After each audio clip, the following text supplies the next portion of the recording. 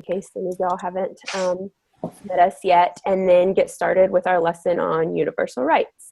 So I'm Emma. I'm a senior here at UNC. I study global studies in Italian, and Italy is my focus country because I have studied abroad and worked there a couple different times. Hi guys, my name is Claire. I'm a junior at UNC and I'm studying economics and Spanish with a minor in public policy. And my focus country is Spain because I studied abroad there last year for about 5 months. And hey guys, I'm Annie. I am a senior at UNC. I'm a history and global studies major with a minor in education. I studied abroad in London in the UK, but I also taught in China the summer of 2015. So today I'm going to be talking about China.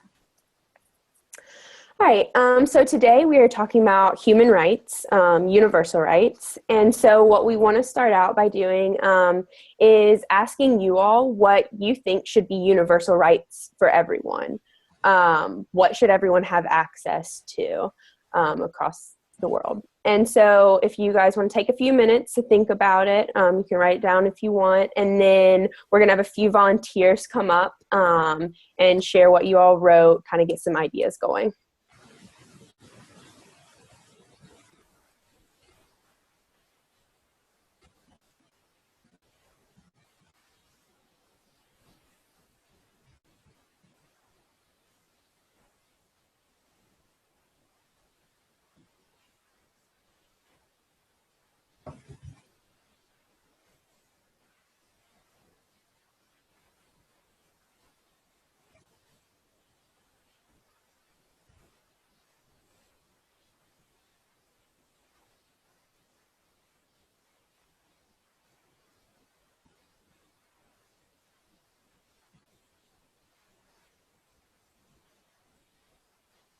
And guys, like it can be anything like simple. Just like think about maybe, I don't know, like our Constitution, our Bill of Rights, like what are rights that everyone has?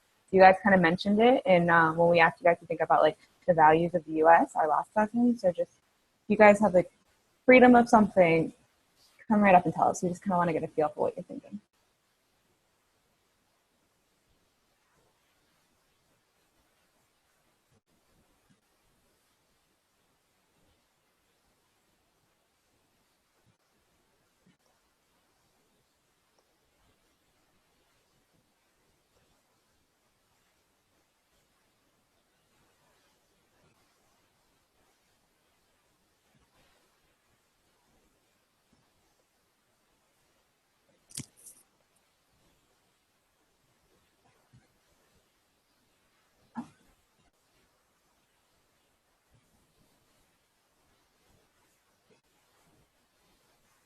If you hit the little microphone, you can unmute yourself.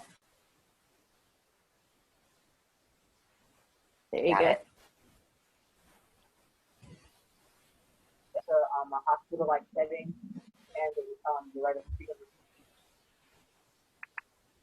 Could you repeat the first one? Sorry.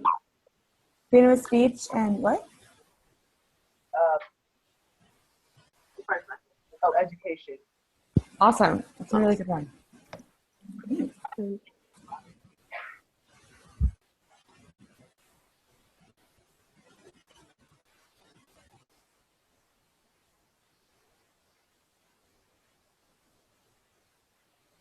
Couple more volunteers.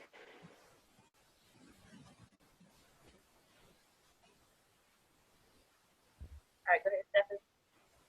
I think that everybody has the right to education, respect, and life. Great. All right, maybe one more person have any ideas?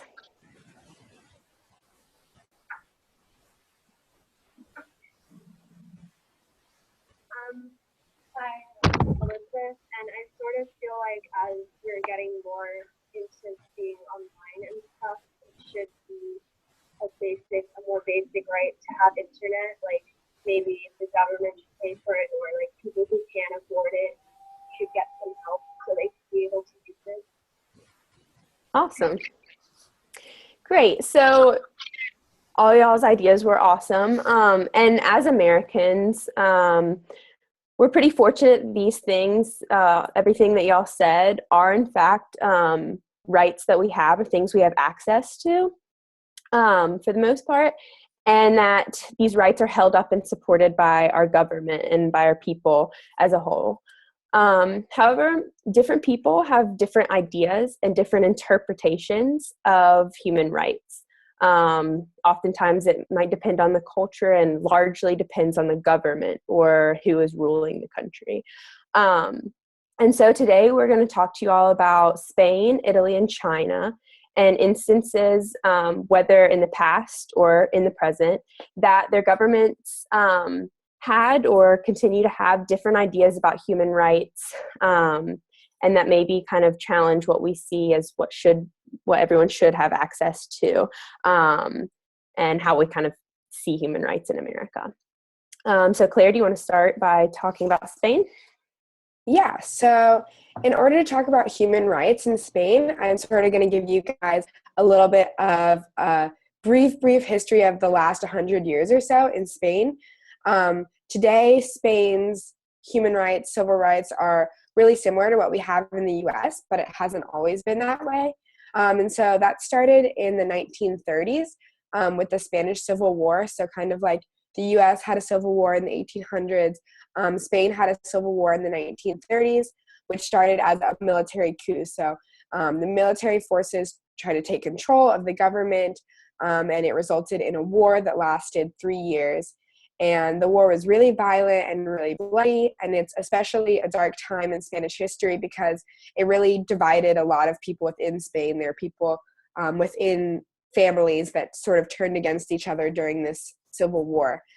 So it was a really bad time for Spain, and ended with Francisco Franco taking power of the government and becoming a dictator. So basically he just took full control of the government and sort of ran it the way he wanted to. And this was in 1939 that he took control. And so Franco got a lot of his ideas and inspiration from other dictators in Europe at the time. So I'm sure you guys have learned about Hitler a lot. That was one person that Franco sort of took his ideas from. And another is Mussolini, who Emma will talk about later, who was a dictator in Italy at the time. So Franco was in control from 1939 when he took control all the way to 1975, which was when he died. So for 36 years in the last century, he was in control.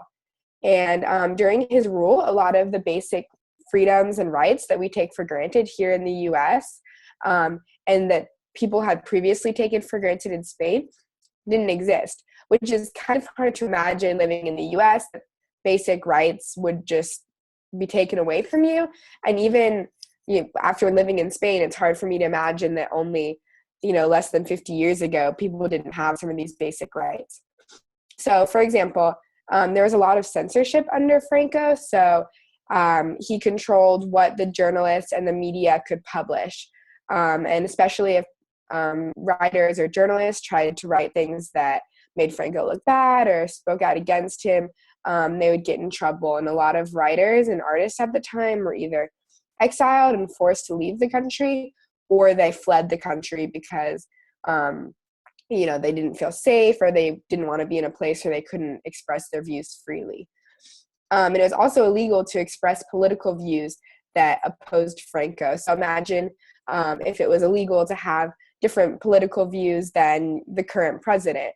That's basically what it was like in Spain at the time. And in many cases, people who openly opposed Franco were put in jail or killed, and there was nothing they could really do about it. There was also no freedom of religion, which is another pretty important one that we have in the US. At the time, Catholicism was the only accepted religion, and the Catholic Church had a lot of influence in the laws. So, for example, divorce was illegal because that's not allowed under the Catholic Church. And even little things like Franco said all children who were born had to be given Christian names since it was a Catholic country. And then women especially did not have that many rights under Franco. He really believed that the role of women was to be in the house and care for the family. Women couldn't vote. They couldn't do a lot of jobs, such as be a professor at a university. So their role was really limited. And like I said, he was in power until 1975 when he died.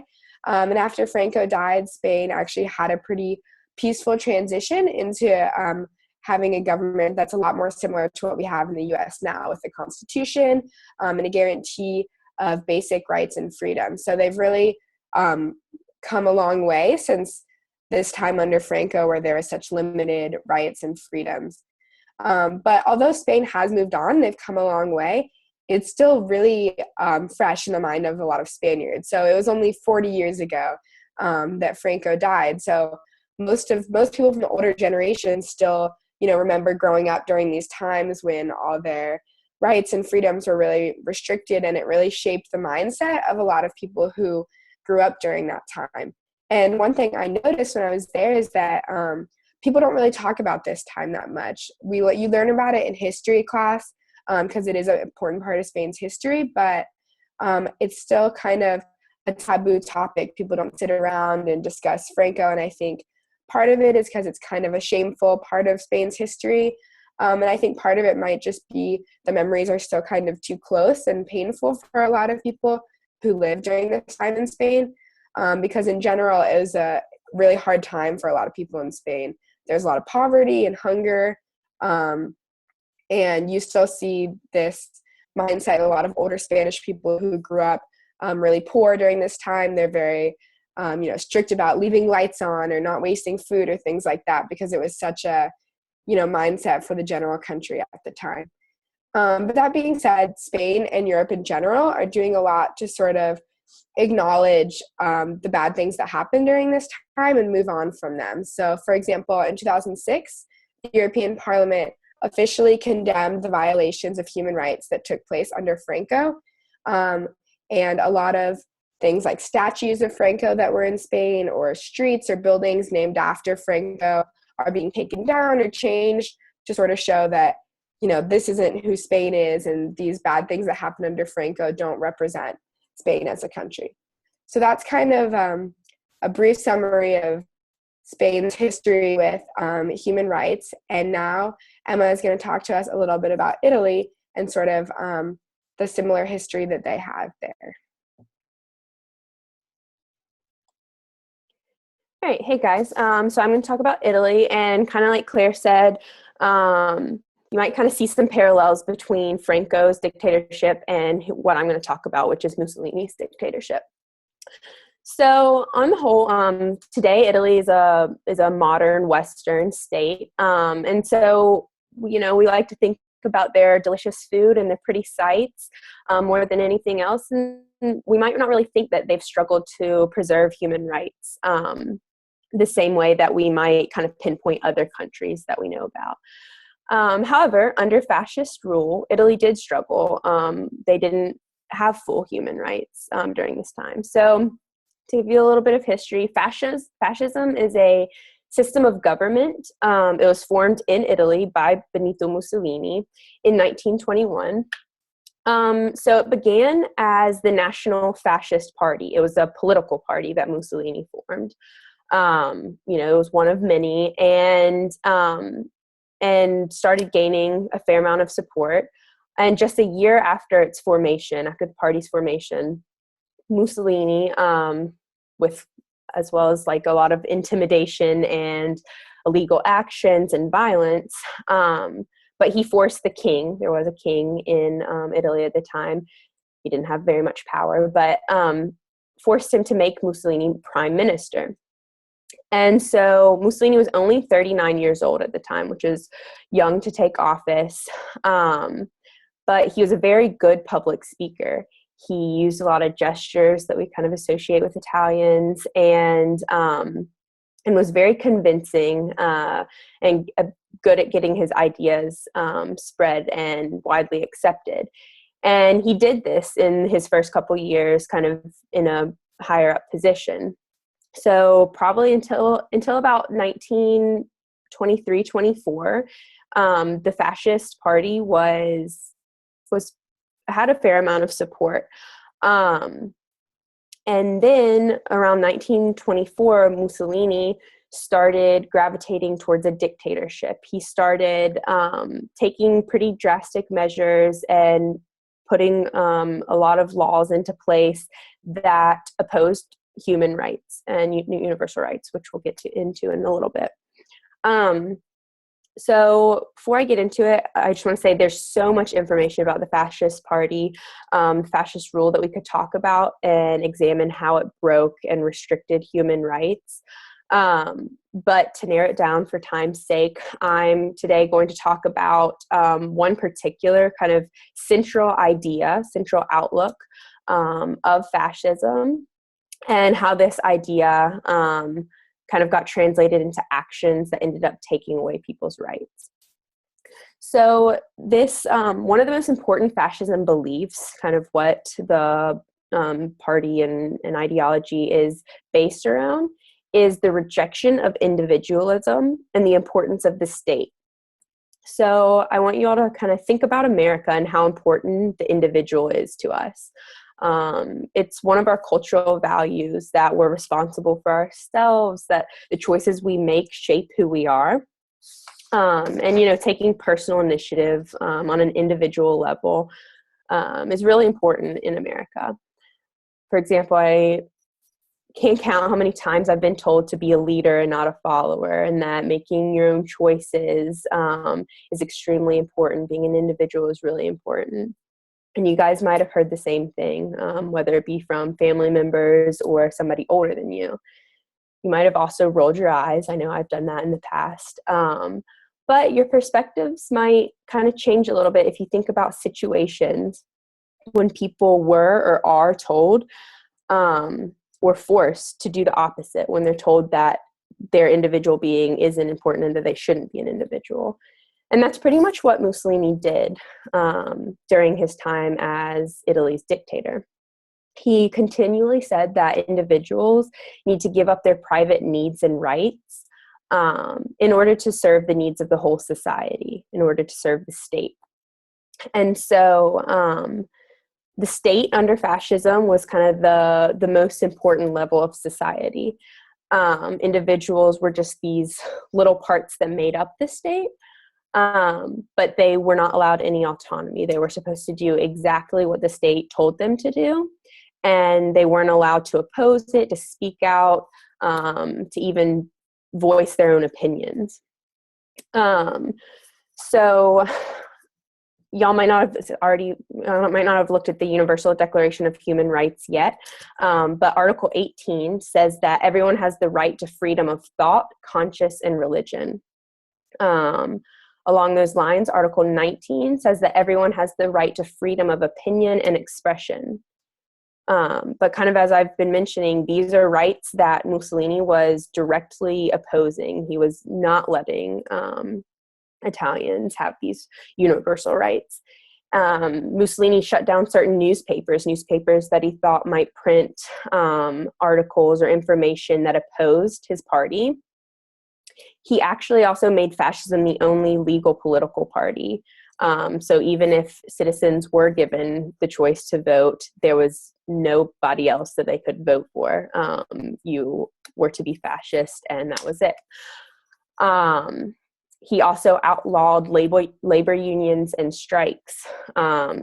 So people in their workplace had no voice. They, if they spoke up about mistreatment or wanting higher wages, they were going to lose their job. And so he did all this and kept people under control by making them fearful of going to jail or being hurt if they spoke out and spoke their opinions. And it was just definitely breaking universal human rights for the period of his dictatorship. Fortunately, his dictatorship came to an end after World War II. After World War II, Italy, they were struggling to repair damages from the war to their cities. They were an overall poor country, but they were no longer struggling to preserve their human rights. They became a republic again. And today, Italy has full universal rights. There are protests all over the country, whether it be for the treatment of refugees or workplace issues. University students love to organize rallies and voice their opinion. And there are definitely labor unions. The employees of public transportation go on strike quite often. So you have to, I've been over there and taken a train and not paid attention and got stuck in another city because the trains, they're taking a stand for themselves, and the trains don't run while they're doing that. And so I guess just in general, it's important to keep in mind that we are fortunate to have this ability to speak out, to stand up for ourselves, and to make sure that we're keeping our rights intact, because across history, as we've seen in Spain and Italy, and across the world even today, that's not always the case. Yeah, Annie. so, sorry, my mute button wasn't working. So China's a little different. Today we're going to talk about some of the kind of potential current violation of human rights. The history of China is very complex, especially in the past century or so. I'm not going to go into too much detail, but it is really important to know. So, you know, further research, talk about it with people who might know more. So basically, I went to China not this past summer, but the summer before. So when I went to China, I was ready for a lot of differences. I knew I was going to have to adjust to a lot of different things. Food, culture, language. But I didn't realize I was going to have to adjust to technology differences as well. So one of you guys mentioned kind of freedom and access to technology, which is really great thing to think about, and try to think about that as I know I'm talking about China. Because in China, what I was kind of surprised to find was that a lot of sites that we use, a lot of internet sites that we use here, are blocked in China.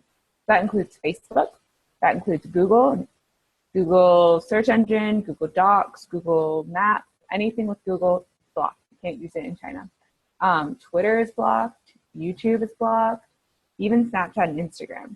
And then there's other sites as well. So the Chinese government has decided that they don't think that the Chinese citizens should be using these sites. So just a little bit of background about China. The history of China, as I said, is very complex. They are a communist nation, or the Communist Party is in charge, in control of the country. They came to power in the 1950s, around that time. And so there's been a series of kind of arguments of violation of human rights throughout that time. It's very complicated, a lot of issues. And at one point, even people weren't allowed to leave the country. And so we've been talking some about the Universal Declaration of Human Rights, which is an international document that was created by the United Nations that kind of states basic rights and fundamental freedoms to all human beings that we're all entitled to. And so one of them is the freedom of movement, being able to go where you want to go. So in that case, China was definitely violating one of basic human rights. But they started to open the country up more. They used to not really want to do foreign trade. They wouldn't let a lot of foreigners come into the country. But they started to open themselves up in the past few decades. So the internet arrived in China in January 1996. So that was pretty exciting. There weren't really any blocked websites at that point. But China first started to systematically block foreign websites in August of 1996. So just about 6 months later. That's actually where, so if any of you guys have heard like the Great Wall of China, that massive wall in China, it's like one of the world's most famous landmarks. So what they call, the reason the sites that are blocked in China, it's called the Great Firewall of China, because the firewall is something that will block kind of sites you don't want to see or aren't allowed to see in China. And that was actually created by a US magazine. So the system, they first started blocking them in like 1996, but it didn't really become as developed and as intense as it is now until the early 2000s. So one of the first sites that was really prominent sites that was blocked was Google. So in September 2002, Google was blocked, and then from there it kind of went downhill. So YouTube was actually blocked in 2008 after there was unrest in Tibet. So there were protests and conflicts and criticisms of the Chinese government. So China just blocked the website so that the general public couldn't have access to YouTube and see what was going on. And then Facebook and Twitter were blocked in 2009. And this was in large part because there were riots happening in the province. And in that case as well, they're criticizing the Chinese government, expressing their own views. And the Chinese government didn't want them to be able to have this communication and really incite riots and incite these protests. So that's in part why they blocked it. So another universal human right is freedom of expression and opinion. So think about that the more as I talk about kind of access to the internet, because it could be argued that China is violating currently their citizens' right to expression and right to opinion by limiting what sites they're allowed to see. So the Great Firewall of China, it's not a physical barrier. It's not preventing people to leave. Chinese citizens can come and go, but it's more of a virtual one. So it's, as the Communist Party says, it's preventing information harmful to the Communist Party from entering the country. So anything the Communist Party thinks that, and the Communist Party is the party that's in charge of China at this point in time. So anything the Communist Party thinks is harmful to their narrative, harmful to the image of the Communist Party, it's going to be blocked. And so in the past, China used to be a little defensive about like a censorship record because this is censorship. They're deciding what their population can have access to, can see, so they're censoring the information. So while China used to be a little defensive because they've been criticized in the past for censorship, for too much government control, but they're now kind of proud, or they're kind of trumpeting their experience or their censorship of the internet and calling it a vision of internet sovereignty. And they want it to be kind of a model for the rest of the world and kind of making it a legal reality at home and throughout the world.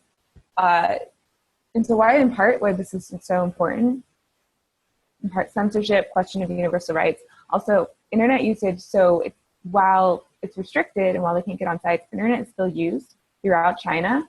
There are nearly 700 million users in China that use the internet. That's a massive amount of people that use the internet. So it's not that they don't have access to the internet, it's just what they have access to is limited. But the amount of people that are using the internet in China means that 1 in 4 of the world's population that uses the internet is behind the Great Firewall. So 1 in 4 of people that are on the internet, that are surfing the web and whatnot, have restricted access to it. So if we're looking at universal human rights, everyone on the internet doesn't have the same right, the same information online. So what kind of the Chinese government says, it's this kind of balance of freedom and order and like openness and autonomy. So it's kind of this governance on throughout the web. So it's not just, you don't have complete freedom online. They still want to maintain order. And they think that's necessary in their country. So they call it the golden shield. So it's this giant mechanism of censorship and also surveillance that blocks tens of thousands of websites that are deemed harmful to the Communist Party's narrative and control.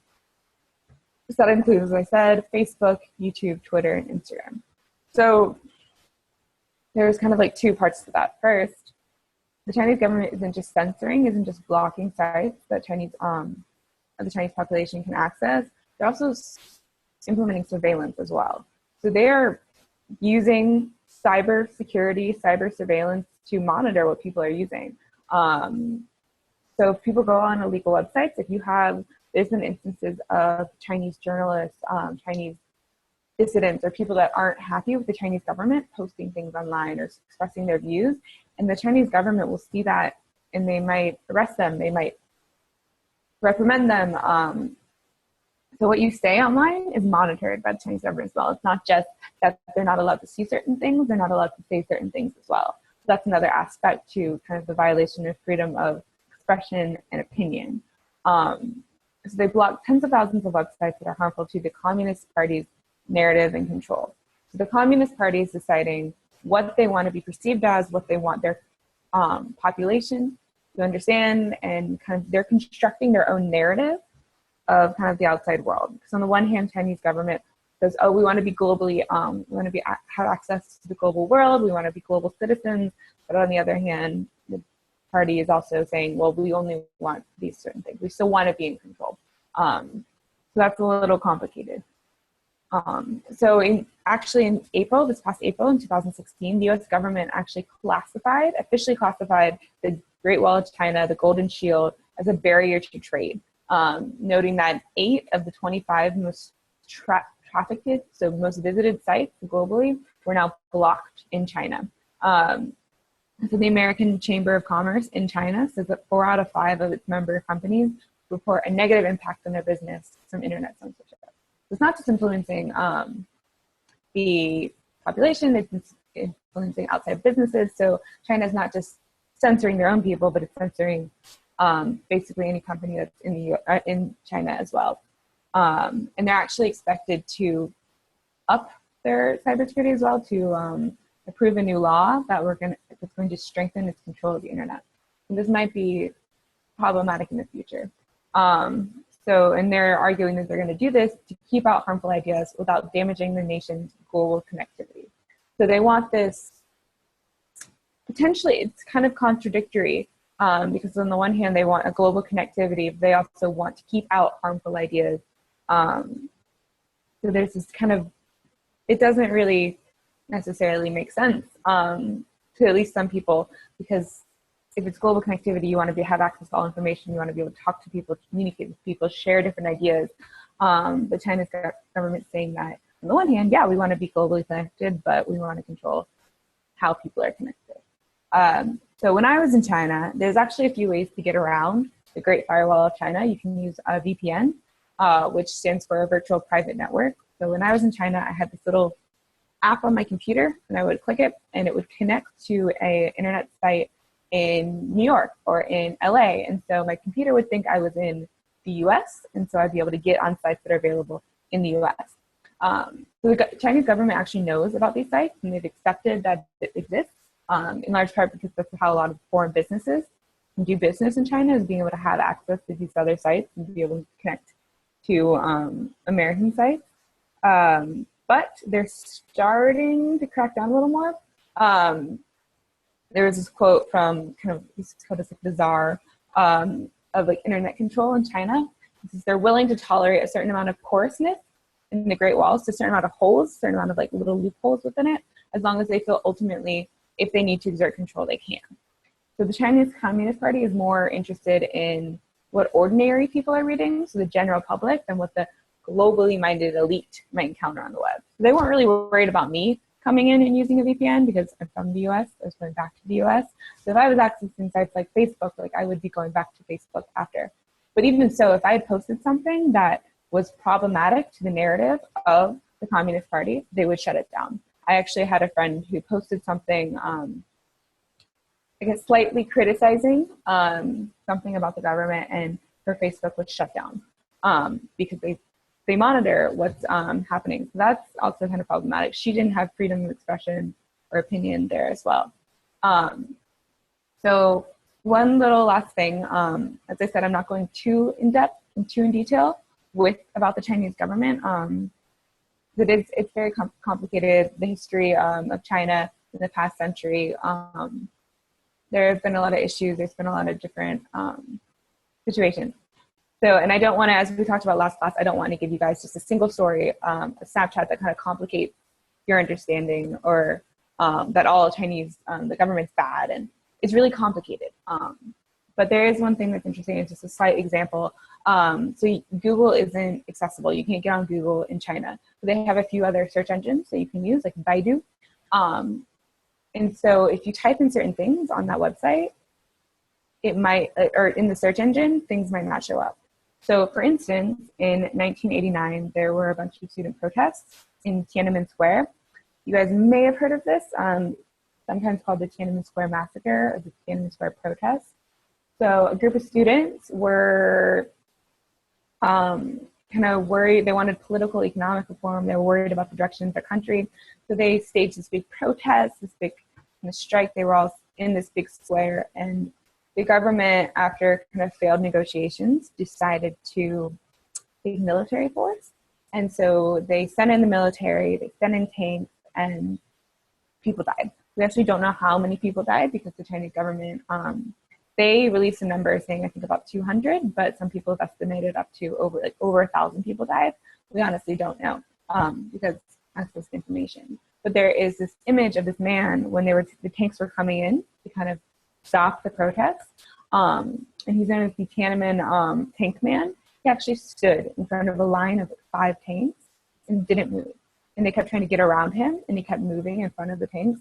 So some people argue that he saved a lot of lives just by putting himself in front of the tanks. And eventually they got him to move. But this one man stood in front of these tanks and said, I'm not moving. This shouldn't be happening. So no one really knows who he is, but it's a very powerful, very moving image. But if you look it up on the Chinese search engine, it won't show up. If you look up Tiananmen Square, which is a big touristy site in China, if you look it up, it'll come up with full tourist things of Tiananmen Square. If you look up Tiananmen Square Massacre, nothing will come up. If you look up Tiananmen Tank Man, nothing will come up. So that's an example of the censorship. That's an example of kind of the Chinese government monitoring and deciding what the population can see and can experience. So it's really interesting and it's complex. It doesn't mean that the Chinese government or the Chinese population is cut off completely from the rest of the world. As I said, over 700 million people in China use the internet, which is a massive number.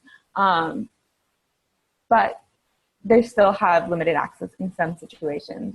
They still are up to date on news worldwide and whatnot, but if there's like certain protests, certain things that complicate or threaten the communist narrative, that's when it might be censored. That's when they might not have access to it.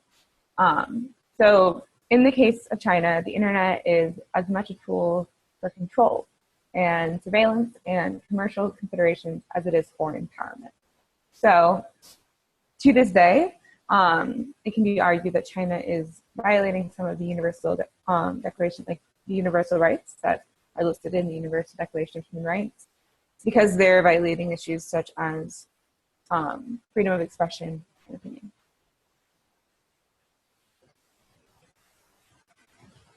Awesome. Awesome. So now we're gonna sorry about that. Just sort of reflect on a little bit what we've talked about today. I know that was a lot of information, but sort of sorry.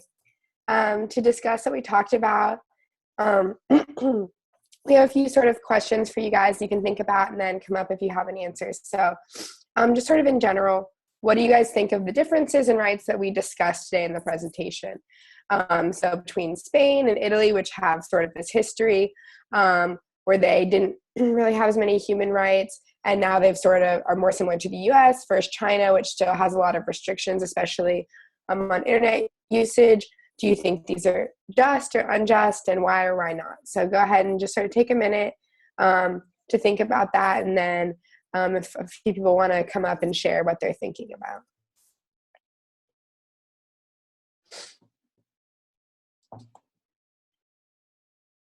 And there's no sort of right or wrong answer to this. We just sort of want to know what you guys think about it and sort of see how you guys compare it to what we have in the US.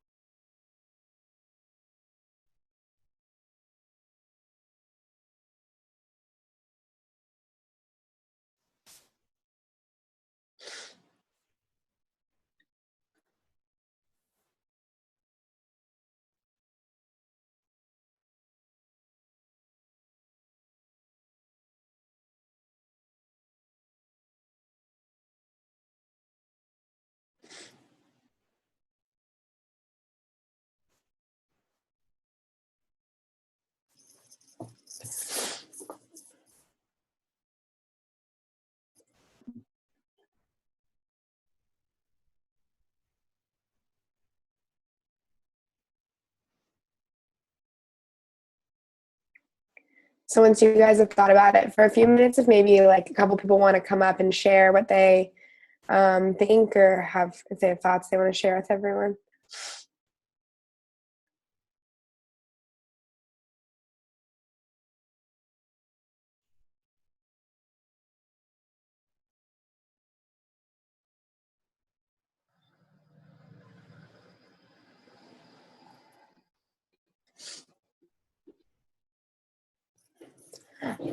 Or if there's anything that you learned today that surprised you guys or that you didn't know before, that's another thing to think about.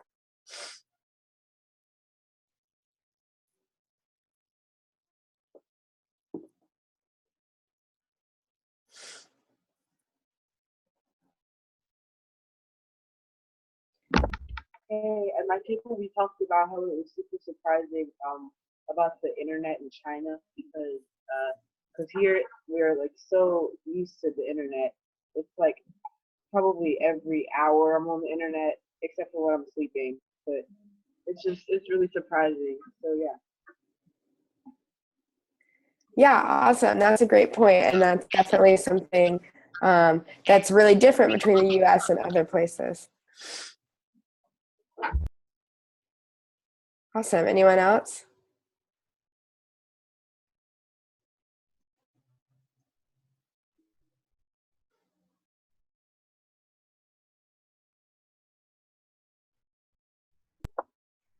Hi, our table just kind of talked about how in most of these cases where it's like cutting on free speech and stuff, it's mostly about the government wanting control over the people. Like they want to be able to make sure that they won't be thrown out of power or anything, that the people don't know enough to be able to do anything about it. And then they also do things to scare them so that they won't try and, well, yeah, overthrow the government or anything. So yeah, it's mostly about controlling the flow of information to make sure that they can keep the control and be in power and such. It's just, yeah. Yeah, that's a really good point, because that's something you saw in Spain and Italy, is they were trying to, the dictators were trying to keep their power, and that sort of, in China too, the Communist Party is sort of trying to maintain the power. So that's a really good point. Anyone else? Those are really good ideas so far. Yeah.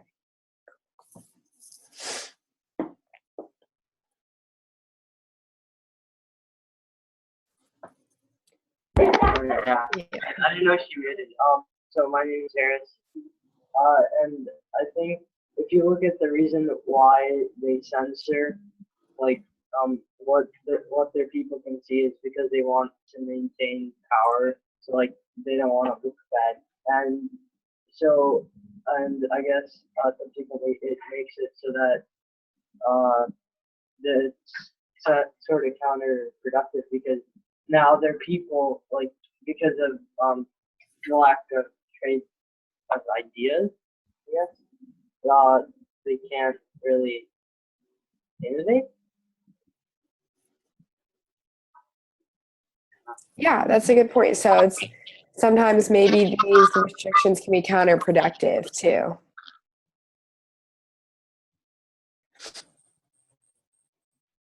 Awesome. Yeah. So those are all really good ideas. And we can tell that you guys are definitely thinking about what we were saying and everything. So that's awesome.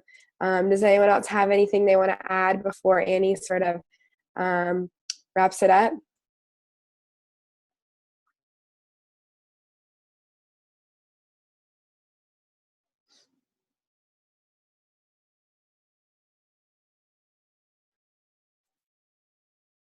All right.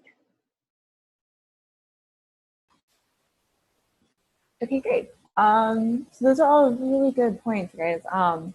Really good job. So basically, in closing, it's important to remember that not all countries have the same definition of human rights, and or not all countries or not all governments want to allow those rights. You guys talked about using the restriction of rights to maintain power, which to an extent is really true in a lot of countries. So in China, to this day, as a way in which they keep control of their government or their country is through this censorship, the Communist Party wants to stay in power, so they monitor anything that threatens the narrative, threatens the power of the Communist Party.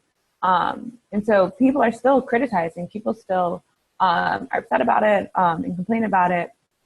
Sometimes they have to leave the country and flee the country. Sometimes they're just kind of like slapped on the wrists and told that so that they stop doing that kind of thing from the government. Sometimes they're arrested. Sometimes they're never seen again. So there's these complications, and it's not just something that happened in the 1940s when we talk about like Mussolini and Franco. There's a lot of violations of human rights, of kind of questionable human rights activities that are happening to this day. So just because we have this great Universal Declaration of Human Rights created by the UN does not mean that everyone in the world still has access to the same rights. So just with like internet access alone, there was this study that basically looked at kind of level of access to internet. So some countries like the US, like Australia, like most of Western Europe, they have complete free access to internet. But on the other hand, there is restricted access, very restricted. You have countries like China, like Russia, like Egypt, that are being censored, that are being restricted, and also a level of surveillance that's happening. And it's also important to think about and consider, like looking forward, looking at our presidential election, looking at debates and issues of kind of cybersecurity. We've had a lot of issues, questions about that with like WikiLeaks and Snowden. What do we have access to? And what does the government have the right to like look at all of our information and kind of survey us and like act as a surveillance system there? So these are really important questions to keep in mind. Yes, we have certain basic freedoms, freedom of expression in the US, but not everyone has that. And then also kind of looking at, are there certain situations that were restricted? Should we be restricted? Should we not? So it's not as kind of, we're not in this, even though we are in a very developed time period in the world, there's still people that lack basic human rights as defined in the Universal Declaration of Human Rights. And I know you guys are reading this IM law, and that's kind of an instance of like women not having equal rights and the whole issues there. So there's a lot of international relations in a lot of countries. It's really important to be aware of that and think about that and consider what rights do we have, what rights do other people have and not have in different countries, and why is that the case? Is it the government? Is it social orders? Is it that kind of thing? So it's really important, one, to not take for granted our own rights, because some people don't have the same rights that we have. But then also consider why other people don't have them, and really be aware of what the definition of rights means. And is there even something as equal rights? Can we have equal rights as a world, as a like, global population? So these are really hard questions to answer, if you can answer them at all, but they're really important to keep in mind and looking forward.